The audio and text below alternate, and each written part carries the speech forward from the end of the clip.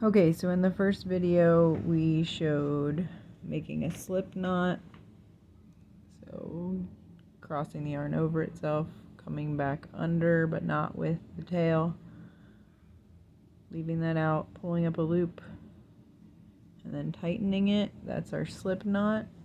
And then we had you practicing chaining, so yarning over, pulling through your work, and trying to keep it fairly uniform. Some people hold their hooks like a pencil.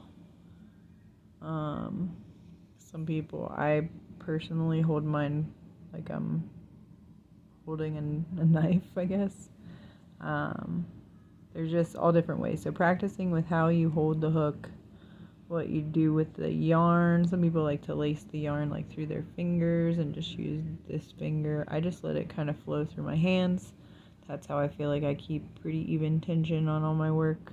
So people will say there's specific ways to hold it, but everyone that I've watched and run into holds their yarn and hook a different way. So play around with that, whatever feels comfortable. So now we're going to talk about being able to count stitches and chains. So this little, I'm kind of looking at, it looks like a braid almost, V shapes, and each of these little humps that you see are going to be a chain. So I've got 1, 2, 3, 4, 5, 6, 7, 8, 9. I'm going to do one more, and I'm going to have just 10 working stitches so we can kind of keep track of what's going on here. Stitch markers are something that might be helpful starting out so you can kind of see what's happening and what's going on. One of the easiest things to use is just contrasting yarn. So just cut off a piece of another color. I'm going to go back in that last chain that I made with my hook, making sure I don't lose the loop that I have pulled up, and I'm going to just pull that contrasting yarn through there, and it's just going to mark where that's at. So that's going to kind of help you figure out where your stitches go if you're first starting out. So now what I'm going to do is I'm going to chain one more, and that's going to be the height of my next row. And now I'm going to work back into where this orange stitch marker is. So I've chained one, and now I'm going to put my hook back in the space that that orange piece was in. I'm going to yarn over, pull through, but leave it just on the hook. I'm not going to pull it all the way through that other loop. So now I have 2 loops on my hook. I'm going to yarn over one more time and pull through both of those, and that is a single crochet. So when you're learning stitches and you're trying to figure out different single, double, treble, or triple, there's a whole bunch of different styles of stitches, but those in particular, this is a single stitch that we just made, and you notice it has a V shape at the bottom and like a line across the top, so it almost looks like an upside down triangle. That's what single stitches look like. So I'm going to go ahead and work back through my row into the next stitch. Again, I'm putting it through the loop, yarning over, pulling it through, just that one. I have 2 loops on the hook, yarning over again, pulling through both. That's 2 single stitches, 1, 2. I'm going to go again, and that's 3, 1, 2, 3.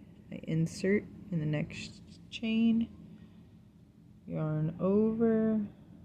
The way I hold my yarn, it just kind of leaves it laying there, and I pick it up pretty quickly.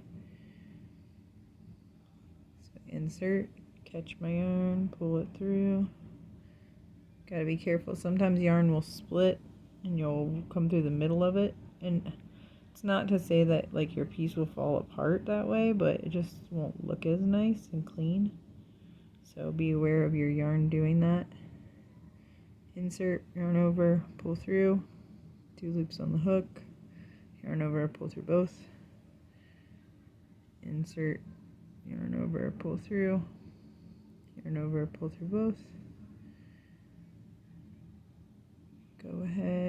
keep going until you get to what you think is the end.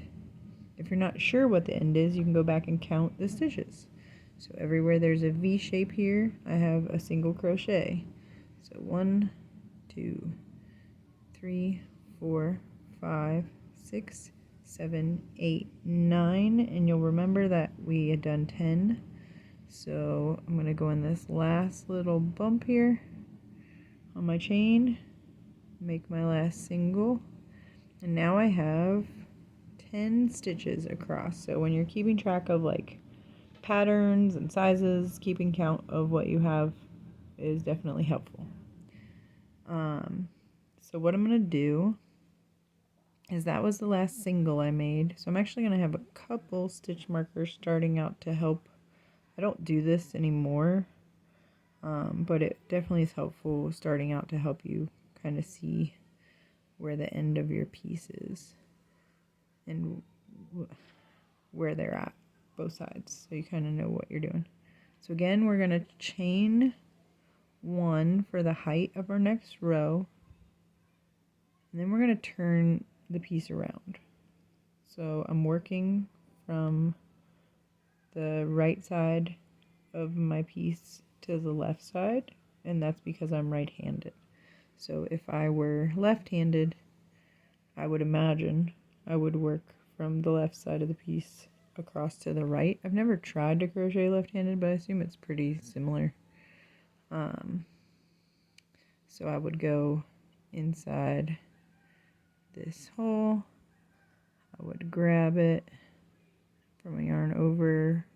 Forgive me because I've never crocheted left-handed before, but we're going to give it a shot. I would yarn over and I would pull through both just like I do on the other side, and I would make a single crochet stitch the other way. So if I were left-handed, I would do it this way, but I'm right-handed, so I'm going to turn the piece around and I'm going to work right-handed. I'm going to insert, pull up a loop, yarn over, pull through both, insert, pull up a loop, yarn over, pull through both. And then I just keep going and I keep building, and that is single stitch in rows.